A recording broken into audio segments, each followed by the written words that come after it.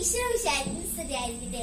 2000 വർഷങ്ങൾക്ക് മുമ്പ് നമ്മുടെ ലോകത്ത് ഒരു അത്ഭുതം നടന്നു. നമ്മുടെ ലോകത്തെ സൃഷ്ടിച്ചതും കാത്തു പരിപാലിക്കുന്നതുമായ ദൈവം ലോകത്തിലേക്ക് നമ്മളെ പോലെ സാധാരണ മനുഷ്യനായി ജനിച്ചു. ആട്ടിടയന്മാരുടെ മുൻപിൽ മേഘങ്ങൾക്കിടയിൽ ദേവദൂതന്മാർ പറഞ്ഞു, ദാവീദിന്റെ പട്ടണത്തിൽ നിങ്ങൾക്കായി ഒരു രക്ഷകൻ കർത്താവായ ക്രിസ്തു ജനിച്ചിരിക്കുന്നു എന്ന സദ്വാർത്ത ദേവദൂതൻ അറിയിച്ചതുപോലെ നമുക്കും നല്ല സന്തോഷവും സ്നേഹവും നൽകുന്ന സദ്വാർത്തകൾ അറിയിക്കണ്ടേ? അതിനായി ഈശോയോടൊപ്പം ചേർന്ന് നിന്ന് ഈശോയെ സ്നേഹിക്കണം. ഈശോയോടൊപ്പം ചേർന്ന് നിന്ന വ്യക്തികൾക്ക് മാത്രമേ നല്ലത് പറയുവാനും നല്ലത് പ്രവർത്തിക്കുവാനും സാധിക്കുകയുള്ളൂ.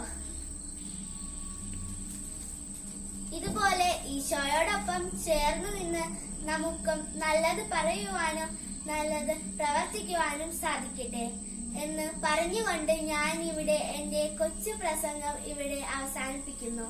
ഏവർക്കും നല്ല ക്രിസ്മസ് ആശംസകൾ നേർന്നുകൊണ്ട് നന്ദി, നമസ്കാരം.